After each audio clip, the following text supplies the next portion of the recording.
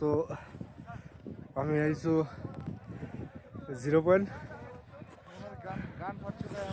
তো আমাৰ এনেকুৱা অৱস্থা হৈছে, মানে মোৰ হোৱা নাই, চাবিৰো হোৱা নাই। তো বাবু সোহাইল এইবিলাকৰ হৈছে। আমাৰ অলপ উশাহ লওঁতে অলপ কষ্ট হৈ আছে, কিন্তু প্ৰব্লেম নাই, ঠিক হৈ যাব। তো আপোনালোকে আহিলে এটা মিনিমাম যদি অলপ বেছি মানুহ থাকে, কমচে কম 2-3টা অক্সিজেন চিলিণ্ডাৰ লৈ আহিব। আৰু এনে ঠিকে আছে, এনে বঢ়িয়া কিন্তু একদম ভিউ ক'ব লগা ভিউ। চাওঁ নেকি?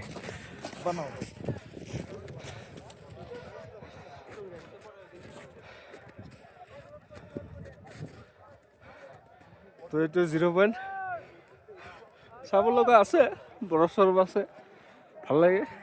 লাইফত প্ৰথমবাৰ আহিছোঁ বৰফ চাব, ভাল লাগিছে।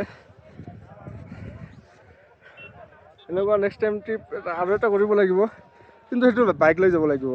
বাইক লৈ ভাল হ'ব। আমি এতিয়া আহিছোঁ এজেঞ্চিৰ পৰা বুক কৰি। এজেঞ্চিটো আৰু স্কেম বহুত হয়, তো নৰ্মেলি স্কেমৰ পৰা বাচিব। বেছিকৈ শিলিগুৰি বোলে কি জলপাইগুৰিত অভাৰ হয়, তো তাৰ পৰা বাচিব। কিন্তু গেংটকত আমি ইমান এটা স্কেম পোৱা নাই, ঠিকে আছে।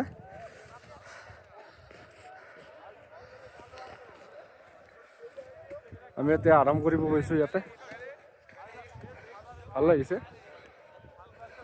কিন্তু ভিতৰত গৰম লাগিছে অলপ, মানে তলৰ পৰা ওপৰত আহিছোঁ, তো ভিতৰত একো নাই, ভাল লাগিছে। আৰু মোৰ লুকছটো এতিয়া এনেকুৱা, চশমা পিন্ধিলে কেনেকুৱা হ'ব গম পায়?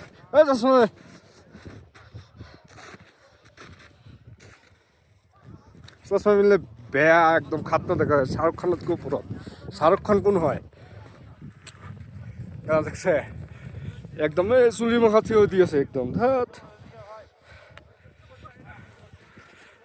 একো নাই, অলপ চুলি যাই আছে, অলপ বয়স হৈ আছে, চুলিটো ঠিক হৈ যাব। চাব নেকি বৰফ কেনেকুৱা? একদম খাতৰা।